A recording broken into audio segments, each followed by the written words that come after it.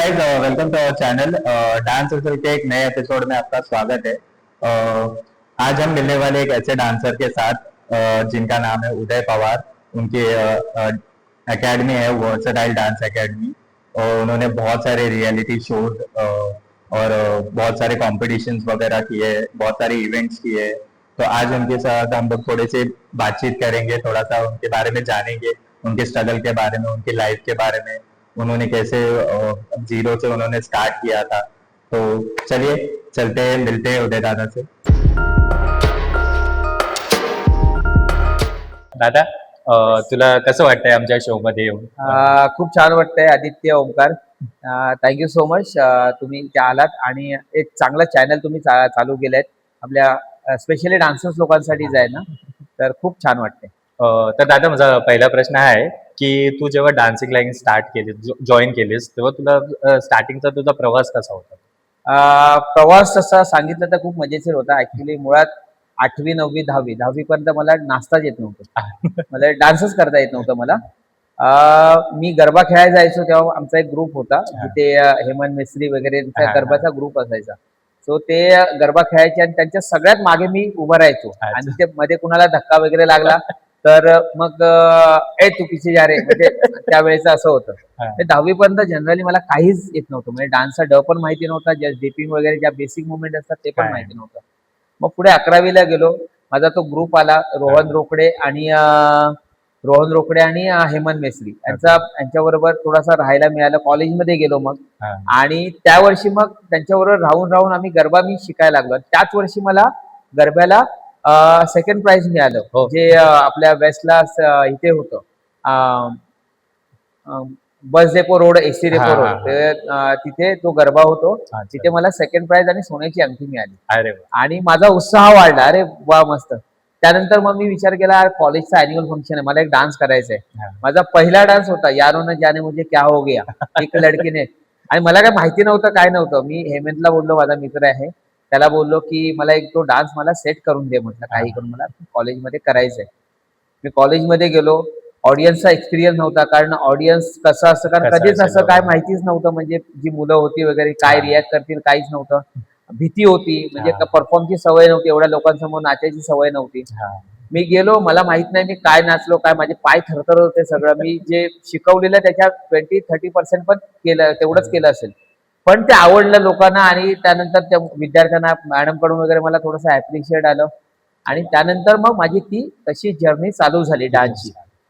आणि पुढे मी तसंच करता करता मग रोहन बरोबर माझी खूप चांगली मैत्री झाली. मग रोहन माझे थोडे डान्स बसवायचा इथून कॉलेजच्या अॅन्युअलला वगैरे, आणि तिथून माझा तो मग प्रवास चालू झाला डान्सचा प्रवास चालू झाल्यानंतर मग मी 13वीला आलो. 12वीला पास झाल्यानंतर 13वीला आलो. 13वीला फोक डान्स कॉम्पिटिशन असतात युनिव्हर्सिटीच्या, युथ फेस्टिवल असतो. तो तिथे पण मी सिलेक्ट, म्हणजे ऑडिशन साठी गेलेलो. आता तिथे असं व्हायचं, आता पण तुम्ही ऑब्झर्व करत असाल, कुठे शाळेमध्ये गेलात तर तुम्हाला मुली चांगल्या मिळतात डान्सर, पण मुलं खूप कमी मिळतात. म्हणजे जर आता एखादा 20 जणांचा ग्रुप असेल तर 10 मुली मिळतील, पण 2 मुलं मिळताना खूप मुश्किल असतो. आणि विजेंद्र चव्हाण सर होते तिथे, ते आता नाहीयेत, हयात नाहीयेत. तर त्यांच्या अंडर वर्धा कॉलेजचा कॉन्ट्रॅक्ट ते घेतात. तर फोक डान्सच्या सिलेक्शनकडे गेलो. तर मला सबस्टिट्यूट म्हणून ठेवलेलं तेव्हा 6व्या नंबरवर. मग 5 मुलं 5 मुली, आणि मग 6व्या नंबरवर सबस्टिट्यूट होतो, कारण मुलं तेवढी नव्हती. पण तो जो 3 महिने होते मी त्यांच्या रिहर्सल मध्ये, मी जे काढले सर्कलमध्ये, आणि त्यामध्ये जो मी सबस्टिट्यूट मध्ये होतो, तो एक मुलगा आजारी पडल्यामुळे निघाला आणि मी डान्समध्ये इन झालो.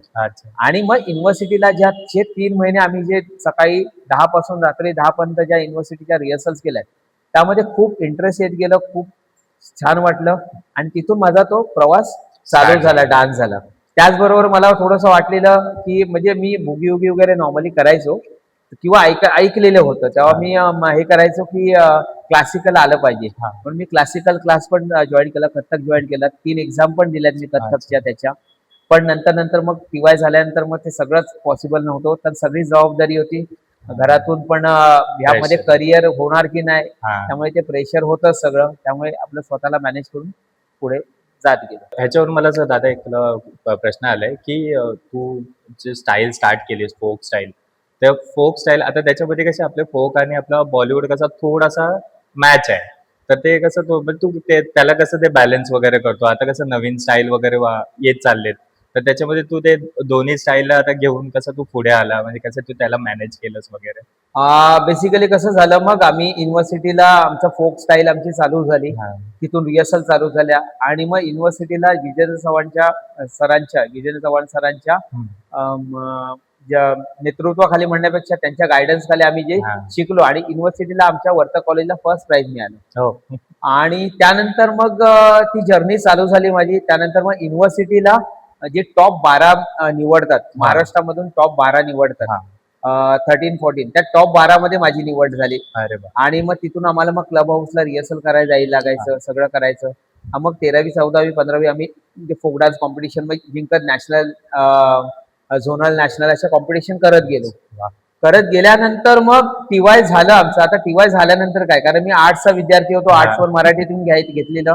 आता पुढे काय, कारण कॉलेज संपलं, पुढे काय नाही. पुढे काय नाही. मी पुढे मग थोडं इंडस्ट्रीमध्ये पण ट्राय केलं, कारण मी मल्हार विनर पण होतो त्यावेळेचा. मल्हारची कॉम्पिटिशन एशिया खंडातली होते, तेव्हा मी सेकंड थर्ड प्राइज मला मिळालेलं. जे चर्चगेटला कॉलेज आहे, अच्छा. तर त्या मल्हार कॉम्पिटिशनला पण मला सेकंड थर्ड प्राइज असं मिळालेलं. म्हणजे कोरिओग्राफर असं कोण नव्हतं.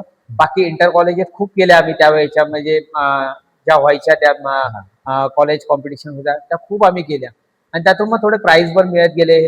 पण टीवाय झाल्यानंतर मला कळत नव्हतं काय करायचं. मी थोडंसं इंडस्ट्रीमध्येच ट्राय केलं, डान्ससाठी, बॅकग्राऊंड डान्सिंगसाठी होतंय का वगैरे. हां. परंतु मग पुढे प्रॉब्लेम असा आला की हाईट कमी असल्यामुळे, म्हणजे परफॉर्मर आहे पण तिथे उभं राहण्याची जागा नाही असं, हां. कारण हाईट आणि हे अशा सगळ्या गोष्टी आल्या. मग मी डिसाईड केलं की बाबा आता क्लास आपण करूया, कारण शिकवण्याचा पण एक्सपिरियन्स होता. हो. त्यानंतर मी क्लास चालू केले. क्लास चालू करता करता मग माझी बॉलिवूड तर मी करायचो पूर्वीपासून, कारण मी वेस्टर्न पण चांगलं, फोक बरोबर हां. वेस्टर्न आणि बॉलिवूड मी चांगलं करायचो हो. वगैरे. कालांतराने काय झालं, स्टाईल चेंज होत गेला. हां. मग मला पण जाणवायला लागलं की आपण पण मुलांना काहीतरी नवीन दिलं पाहिजे. हां. मग मी टॅरेन्स लुईस सरांचा मी डिप्लोमा केला. हो. त्यातून मला मग कंटेम्पररी आणि ह्या सगळ्या स्टाईल मला स्टाईल शिकायला समजलं. मिळाल्या. तिथे पण आमची सकाळी आज साधारण 7 वाजल्यापासून 1 वाजेपर्यंत 5 तासाची रिहर्सल असायची रोज. तर मग त्यातून मग ते शिकत गेलो. आणि माझं टर्निंग पॉईंट असं झालं की 2007-2008 तेव्हा भुगीउगीला जायची खूप इच्छा असायची. हां. मी टीवायला होतो जेव्हा, तेव्हा मला भुगीउगीचा कॉल आला. टीवाय जस्ट झालं माझं, ग्रॅज्युएशन झालं. हां. भुगीउगीचा कॉल आला. मला प्राइज नाही मिळालं, पण मी फायनल मध्ये होतो त्यावेळेला. पण माझा परफॉर्म खूप छान झाला. त्यानंतर मी माझा ग्रुप बनवला. ग्रुप बनवल्यानंतर मग मी छोटे मोठे रियालिटी शो करत करत करत आम्ही भुगीउगीला ऑडिशन दिली. भुगीउगीला ऑडिशन पण ती खूप आठवणीची होती. म्हणजे त्या दिवशी एवढा पाऊस होता, सुशील लोखंडे वगैरे सगळे होते त्या ऑडिशनला वगैरे. एवढा पाऊस होता, कमरे एवढा पाणी होतं आमचं अरे तिथे बाप! तुंबलेलं. आणि त्या कमरे एवढ्या पाण्यामध्ये आम्ही सकाळपासून उभे होतो. 7 वाजल्यापासून आम्ही सकाळपासून त्या उभे होतो, लाईनमध्ये. लाईन मध्ये उभे होतो. आमचा नंबर संध्याकाळी 5:30ला आला. अरे बाप! आणि संपूर्ण ग्रुप अंडर 14 आणि अबाव 14 असे दोन्ही ग्रुप आम्ही हां. तिथे ऑडिशनला होतो आणि दोन्ही ग्रुप आमचे सिलेक्ट झाले. अरे वाह! आणि सुदैवाने पुढे आम्ही कॉम्पिटिशन चांगली केली आणि दोन्ही ग्रुपला आम्ही फर्स्ट प्राइज आम्ही भोगवली. अरे वाह! मस्त. आणि तिथून आमचं चेंजिंग पॉईंट चालू झाला. तर दादा, माझा पुढचा प्रश्न आहे, की आपल्या म्हणजे डान्समध्ये आपले कसे काही कोण इन्स्पिरेशन्स असतात. तर तुझ्या लाईफमध्ये असं कोण म्हणजे तुला इन्स्पायर करतंय, की तुला म्हणजे आता डान्स एकदम असं बोलतो ना, अंगात एकदम भिडलाय एकदम डान्स असा. तर तुझं असं इन्स्पिरेशन कोण आहे? माझं इन्स्पिरेशन असं नाही, पण मुळात कसं झालं, मी मुळात डान्सर नव्हतोच. म्हणजे हां. मला डान्सचा गंधही नव्हता. अच्छा. पण रोहन आणि हेमंत यांच्याकडे बघून बघून मी शिकलो. म्हणजे त्याकडून त्यांच्याकडे त्यांना फॉलो करत करत मी शिकलो तिथे. दोघांना त्यांच्याकडून डान्स हे केले आणि मग मला गुरु मिळत गेले. हां. गुरु मिळत गेले, त्यांच्या अंडर मी शिकत गेलो. असं स्पेशली असं इन्स्पिरियन्स नव्हतं. हां. पण मग जेव्हापासून मला असं डान्स कळायला लागलं, तेव्हा मग माधुरीशी, हां. गोविंदा यांच्या हां. स्टाईल मला, म्हणजे त्यांचे एक्सप्रेशन, आणि मला एक्सप्रेशन वाले डान्स खूप आवडतात हो. करायला. फेशियल एक्सप्रेशन जिथे असतात तिथे मला खूप आवडतात ते डान्स जेवढे करायला. हां. मग असे बघत बघत बघत बघत मग मी थोडंसं त्यांना फॉलो करत गेलो, त्यांचे डान्स स्टाईल. आणि मग ते माझ्या नॉर्मली माझ्या डान्स स्टाईलमध्ये मी करत गेलो. आणि फोक मुळात माझं युनिव्हर्सिटीला करून खूप चांगलं झालेलं. म्हणजे त्यामुळे फोक तर मला खूप, आताही विचारलं तरी मी कोणतं वेस्टर्न कोणत्या स्टाईल करण्यापेक्षा मी फोक जास्त एन्जॉय करतो. जास्त प्रिफर म्हणजे बाकीचे पण मी करतो, पण मी फोक एवढा मी बाकी कोणता एन्जॉय करत नाही. हां. माझे गुरु होते, ज्यांनी मला, रमेश कुरव सर, ते आता नाही आहेत, त्यांनी मला फोक शिकवला, फोक डान्स त्यांच्याकडे शिकलो मी. त्याच्या थिअरी वगैरे सगळ्या आहेत ते मी त्यांच्याकडे शिकलो आणि मग बाकीचं मग आपोआप युजली सुरू हे झालं. करत गेलो आणि मग टीवाय नंतर मग त्याला एक ॲज अ प्रोफेशन म्हणूनच बनवलं.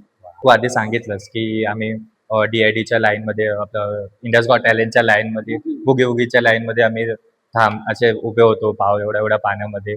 तर ते त्या जेव्हा त्या जर्नीमध्ये तू होता त्या टायमाला, तर त्या टायमाला ते जेव्हा डान्स आपल्याला सेट करायचे असायचे, तर तो एक टाइमचा तो प्रेशर असतो माहिती त्या एवढ्या टाइम मध्ये आपल्याला तेवढं रिकव्हर तेवढ्या टायमाला आपल्याला सेट करायचा असतो. तर तो टाइम कसा तू मॅनेज केलास? खरं सांगायचं म्हणजे तसं प्रेशर मला नाही जाणवलं कारण मी मुळातच कॉम्पिटिशनच करत होतो. हा. कॉम्पिटिशन करतच आलेलो होतो. त्यामुळे तुम्ही एकदा बॉडी तुमची कॉम्पिटिशनची असतील ना तर तुम्ही सहज म्हणजे जे काय हा. करायचे आहे ना तुम्ही एक clear focus असतं. बसतो एक आपला. focus असतो. तुम्हाला काय करायचंय, काय थीम्स काय करायचे, कुठले कोणत्या प्रकारे करायचंय हा. ते क्लिअर असतं. तर तसं ते प्रेशर जाणवलं नाही. फक्त एक चॅलेंज होतं की मुलांकडून करून घ्यायचंय. हा. पण मुलांचा ग्रुप पण माझा म्हणजे त्यावेळेस खूप म्हणजे फॅड्रिक डिसोजा, सुशील लोखंडे, वैभव कोलगे, बिपिन पवार वगैरे हे चांगली मुलं जी तयार झालेली ऑलरेडी माझ्या. हा. त्यामुळे तो ग्रुप चांगला तयार झालाय आणि आम्ही इथेच रिहर्सल करायचो ह्या हॉलमध्ये अच्छा. आणि जवळजवळ 3-3, 4-4 तास कारण पूर्वी एकच बॅच होती माझी हा. TMPDची. त्यामुळे मी खूप वेळ द्यायचो त्यांच्यासाठी. हे बाकीचे काही इतर गोष्टी नव्हत्या. त्यामुळे नाही. या क्लाससाठी मी खूप वेळ द्यायचो आणि ती मुलं तयार व्हायची. मग ते आपण करत असताना तुमची बॉडी जेव्हा ऍक्टिव्ह असते ना त्यामुळे तुम्हाला खूप थिंकिंग पण चांगलं हो. येतात आणि ऑटोमॅटिकली तुम्ही त्या साईडने हा, तो एक फ्लो बसतो मग आपल्याला तो. बसतो. तुम्ही जर एक महिनाभर घरी बसला तर डायरेक्ट कोरिओग्राफी करायला जाल ना नाही, तेव्हा तर मग ते तुम्हाला थोडंसं विचार करायला लागतो. पण तुम्ही त्या सर्कलमध्ये असाल ना तर हा. कोरिओग्राफी तुमची फटाफट होते. हा माझा एक्सपिरियन्स आहे. हा. म्हणजे मला तसं जाणवलं. हा. त्यामुळे तो तसा असं प्रेशर असं जाणवलं नाही. हा फक्त हे टार्गेट हा इथे आणि मी पूर्वीपासून माझं असं आहे की प्राइस साठी नाही करायचं. माझ्या मुलांना चांगली नाचली पाहिजे, माझ्या मुलांचा परफॉर्म चांगला परफॉर्म मध्ये हा मग प्राइस मिळवून ना मिळव कारण इतर गोष्टी पण असतात.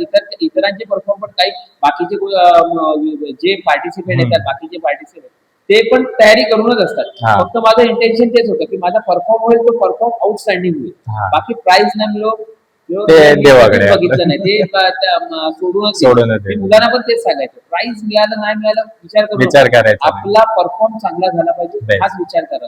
तर दादा माझा नेक्स्ट क्वेश्चन आहे की जे आपले रियालिटी शोज असतात त्याच्यामध्ये ते जजेस असतात ना, ते जजेस कसे आपल्याला एक टास्क देतात, तर आपल्याला त्याच टास्कच्या थ्रू त्याच्याच रिलेटेड आपल्याला गाणे सेट करायचे असतात. तर ते कसं तू मॅनेज केलंय? मी तुम्हाला तेच तुला सांगतो तेच म्हणजे आपण जर ऍक्टिव्ह असो बॉडी आपली ऍक्टिव्ह असेल तर आपलं बरोबर माइंड चालतो. हो. आता रियालिटी शोला असे असतात की माझी थीम दिल्या जातात की ह्या हा. थीमवर या हा. ह्या थीमवर या. मग त्याचं थोडं रिसर्च केलं. आता आम्ही भोगीला एक केलेलं आम्ही प्रॉप राऊंड होतं. Okay. तर बाकीच्या प्रॉप आपलं नॉर्मल त्याच्या ह्याच्यामध्ये केलेलं आणि आमचं त्यावेळेस यासाठी आउटस्टँडिंग झालेलं की आम्ही म्हणजे नॉर्मली झाडू यूज केले पण झाडू मध्ये आम्ही जवळजवळ 17 ते 18 प्रकार दाखवलेले एका अरे गाण्यामध्ये. वेगवेगळ्या म्हणजे झाडू म्हणजे काय आपण काय त्या काय गोष्टीने करू काय काय युज करू शकतो असं. बाकीच्याने नॉर्मली टाळ घेतल्या तो एक प्रॉप घेऊन गेलं पण आम्ही हा. त्या ह्याच्यातच वेगवेगळ्या व्हेरिएशन दिल्या. हा. आणि तुम्ही जेव्हा डान्सर असता तेव्हा तुम्ही ते त्या गोष्टीमुळे चालायचं असतात. जर कोरिओग्राफर आहात तुम्ही तर त्या गोष्टी तुमच्या डोक्यातच ठेवायला लागतात. तुम्हाला क्रिएटिव्ह राहावंच लागतं. हो. जर क्रिएटिव्हिटी तुमच्यामध्ये नसेल तर मग तुम्ही रियालिटी शो मध्ये नाही पार्टिसिपेट नाही टिकू शकत नाही. हो. तो त्यामुळे ती सवय लागलेली वेगवेगळे कन्सेप्ट मिळत गेले आणि एका सर्टन एका सर्टन काळानंतर आपल्याला तेवढं कळतं की जजेसच्या एक्सपेक्टेशन काय आहेत ते आपल्याला ओळखता आल्या पाहिजे. हा. आणि ते ओळखता येतात. म्हणजे तुम्ही जर चांगले कोरिओग्राफर असाल, चांगले जर डान्स टीचर असाल तर हा. तुम्हाला ओळखता येतात आणि आपण ह्याच्यात आपण बेस्ट काय देऊ शकतो हो. आणि त्यामध्ये ही थीम ह्याच्यावर जाते का अजून काय वेगळं होईल. मी माझे फोक डान्स मध्ये वगैरे पण आता काही केलं तर मी मिक्सअप केलं ते. मी आता रियालिटी शो साठी जे केलं ते तिथे रियालिटी शोला तुम्हाला प्रॉपर फोक नाही चालत. नाही चालत. मग त्यात मी बॉलिवूड आणि फोक असं Folk मिक्सअप mix करून केलंय. ते काय करता येईल आणि त्यामध्ये तुमचं एक्स फॅक्टर काय म्हणजे नवीन काय दिसतं तुम्ही म्हणजे आता पोळी करताय काही करताय आता म्हणजे अजून काय क्रिएट करतो तुम्ही आता त्याच्यावर? गोंधळ करतात. गोंधळमध्ये मग तुम्ही काय कन्सेप्ट घेऊन जाल. हो. तर मी 3 वेळा जे उभी जिंकलो ते वेगवेगळ्या फॉर्मॅट मध्ये म्हणजे 3 वेगवेगळे कन्सेप्ट. अरे. म्हणजे मला जावेद जाफरी सर मला बोलले पण इतना कहाँ से लाते हो इतना कहाँ से आता है मतलब पता नहीं हो जाता है. हा जात. Yes. तर दादा माझा नेक्स्ट प्रश्न आहे की आपल्या एवढ्या तुझ्या डान्सच्या जर्नीमध्ये त्याच्यामध्ये तुझा एक असा कुठला मजेदार किस्सा वगैरे चटपटा एकदम अशी मस्ती किंवा पोरांची किंवा आपले जजेसने काय असं सांगितलं होतं तर म्हणजे तुम्ही जेव्हा बोलतात तेव्हा काहीतरी असं फनी सीन असा डायलॉग बोलला असेल तर तुम्हाला तो बोलायला लावला असेल किंवा ते पोरांना कोणातरी ऍक्ट करायला लावलं असेल, असं काहीतरी एकदम किस्सा असेल तर तुझा तो सांगितलं तर मस्त होईल जरा. फनी किस्सा म्हणजे असे झाले 2-3 किस्से आहेत असे, म्हणजे स्वतः मीच डान्स करत असताना नॉर्मली इथे आमचा अॅन्युअल फंक्शन होता. हा. पूर्वा खामकर नंतर मग पल्लवी वैद्य अशा चांगल्या सुकन्या कारण हा. सगळ्या आर्टिस्ट आलेल्या आणि मी कोळी तो म्हणजे जो ठेका धरलेला एकदम तो फोर्स मध्ये सुरुवात केली आणि माझी लुंगी सुटायला आली थोडी. मला जाणवलं की लुंगी सुटते म्हणून. अच्छा. तर आता मला कळत नव्हतं मी स्टेज सोडू की काय करू असं काय समजतच नव्हतं, पण मला जाणवलं की माझी लुंगी आता सुटायला आली. तर मी कव्हर करत करत मग त्या स्टेजवरून एक्झिट केली, हा. पटकन बांधली आणि मग एका मोमेंटला मग परत मी इन झालो. पण तेव्हा ते कळलं की माझे पार्टनर कन्फ्युज झाली की अरे काय झालं म्हणून असं वगैरे. दादा अचानक कसा गेला. दुसरा किस्सा असा होता की अॅन्युअल फंक्शनच चालू होतं माझं आणि पूर्वी कसं होतं माझं मी एकटाच सगळं सांभाळायचं, त्यामुळे ते इन्स्ट्रक्टर तेवढे माझे तयार झाले नव्हते कारण मुलं सगळे लहान लहान होती. आणि मग सगळे करत असताना मी अॅन्युअल माझा फंक्शन करत असताना मी सगळ्या गोष्टी मी एकटाच सांभाळायचो. तर त्यामध्ये असं व्हायचं की माझा डान्स मध्यंतराला यायला आणि मी पूर्ण थकून जायचो, म्हणजे मेंटली पण थकून जायचो, टायर्ड व्हायचो, एनर्जी पूर्ण डाऊन व्हायची. आणि नेहमी माझा अॅन्युअलला असं असतं की माझ्या मध्यंतराला मी माझा डान्स ठेवतो. सो माझा डान्स चालू झाला आणि आम्ही पूर्वी ते एक बचके तू रहना म्हणून खलास एक गाणं होतं असं तसं ते करून. तर माझा ऍक्ट झाला, म्हणजे मी सुरुवातीला नॉर्मल लाईटली म्हणजे ग्रुप बरोबर करत करत करत लास्टचा डान्स माझा एनर्जी वाला होता पूर्ण. तर एका साईडला वैभव कोलगे आणि एका साईडला सॅड्रिक डोसर असे 2 साईड मी मध्ये होतो उभा. पण मी तो म्हणजे साधारण 5.5-6 मिनिटाचा ट्रॅक असेल, पण 4.5 मिनिटाला मी एवढा थकून गेलेलो मला माहिती नाही. आणि आम्ही डान्सला सुरुवात केली आम्ही आणि तिघेच त्या ऍक्टला म्हणजे फक्त तिघेच होतो. अगोदर आमचा एक 7 मुलींचा ग्रुप होता, पण मग शेवटचा जो होता तो बाकीच्या नाटका खूप एनर्जेटिक डान्स होता. तर त्यामध्ये आम्ही तिघेच राहिलो तिथे, तर आम्ही तिघेच तो परफॉर्म करणार होतो. आणि एका स्टेज नंतर माझे पाय उचलत नव्हते आणि मी सरळ एक्झिट मारली डान्स मधून आणि हे दोघे बघतात अरे दादा कुठे गेला दादा पळाला. असं झालं. गोंधळ डान्स मध्ये एक मुलगा राक्षसाची एंट्री करणार होता अॅन्युअल फंक्शन मध्ये. सुरुवातीच्या काळात तो अगोदरचा सुरुवातीचा काळ होता तो, आणि तो राक्षस म्हणून तो एंट्री करणार होता. ऐन वेळेला असं झालं तो आलाच नाही. म्हणलं करायचं काय, आणि ती उडी जम्प वगैरे मारायची होती, जम्पिंग वगैरे होतं असं तसं. आणि मी माझा नॉर्मली आपण एक फंक्शनला ड्रेस कसा घालतो तसा मी बसलेलो वगैरे. आणि नंतर मग माझ्या इन्स्ट्रक्टरनी सांगितलं, म्हणजे वैभव वगैरे होते त्याने सांगितलं की आलाच नाही. ऐन वेळेला मग ते जो राक्षसा ड्रेस आहे तो मी कल्पना काकींकडून, कारण तो ड्रेस त्याच्याकडे राहिला आदल्या दिवशी दिला. त्यावेळेला मग त्या काकींकडून कल्पना ड्रेस वाले होते त्यांच्याकडून तो ड्रेस आणला, तो पटापट गेला, काळ्या मसलं तोडलं हे करायला. आणि तिथे अँकरला पण कळलं नाही की हा कोण आहे म्हणून. आणि डायरेक्टली मग एंट्री, ते कुणाला माहिती पण नव्हतं की राक्षस ह्या एंट्री मध्ये कोण येते ते. मग असं पण सगळे प्रकार आम्ही मॅनेज केले. नेक्स्ट क्वेश्चन आहे की आता जे जसं आता सोशल मीडिया जसं चाललंय त्याच्यामध्ये आता कसं मोस्टली सगळे रील्सचे डान्स सगळे फॉलो करतात. तर सगळ्यांना आता काही जास्त रील्सच बनवायचे, एवढ्या टायमामध्येच करायचंय, आम्हाला फक्त फेमस व्हायचंय याच्यामध्ये असं तसं. पण आपल्या टायमाला कसं आपण फक्त 4 मिनिटाचे 5 मिनिटाचे आपले एवढे मोठे मोठे डान्स असायचे. तर ते आता तुला ते म्हणजे रील्स वाला तुला जास्त आवडतं की आपले जे आपण परफॉर्म करायचो जे स्टेजवरती ते तुला जास्त म्हणजे कम्फर्टेबल वाटतं? मला विचारायचं तर मी सांगेल मी अगोदर जे परफॉर्म करायचं ते मला जास्त आवडेल.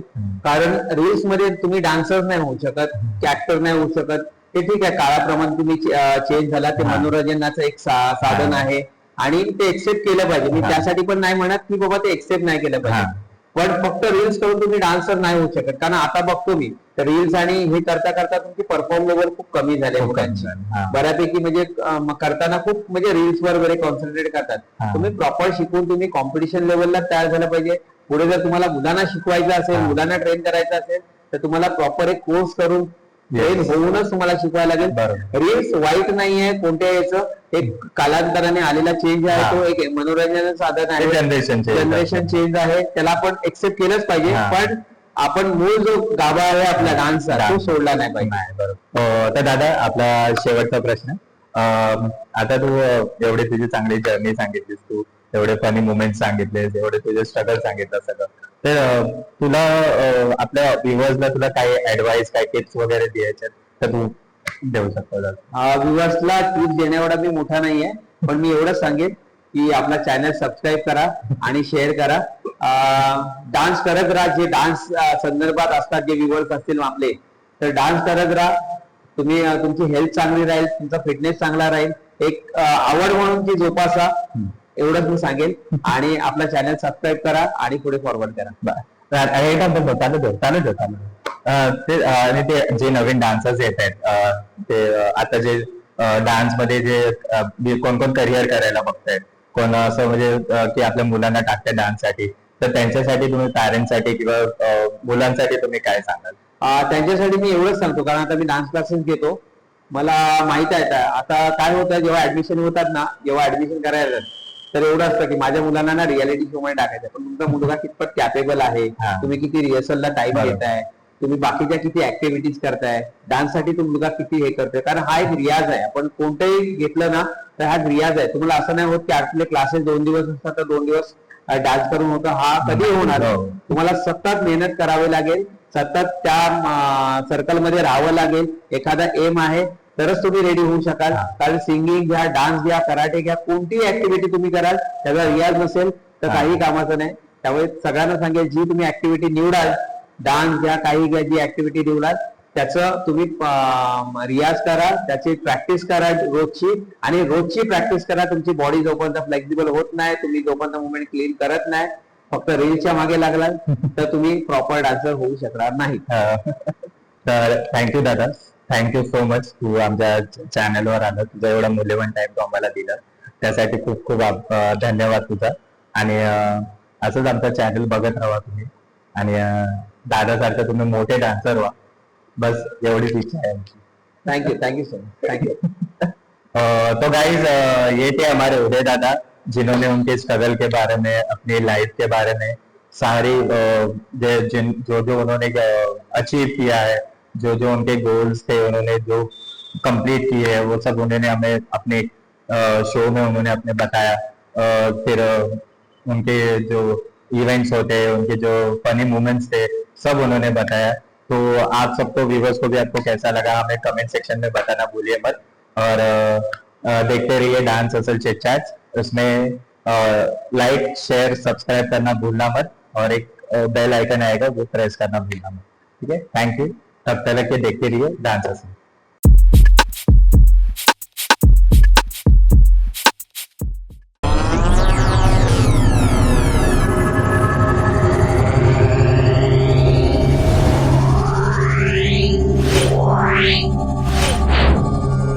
Yeah.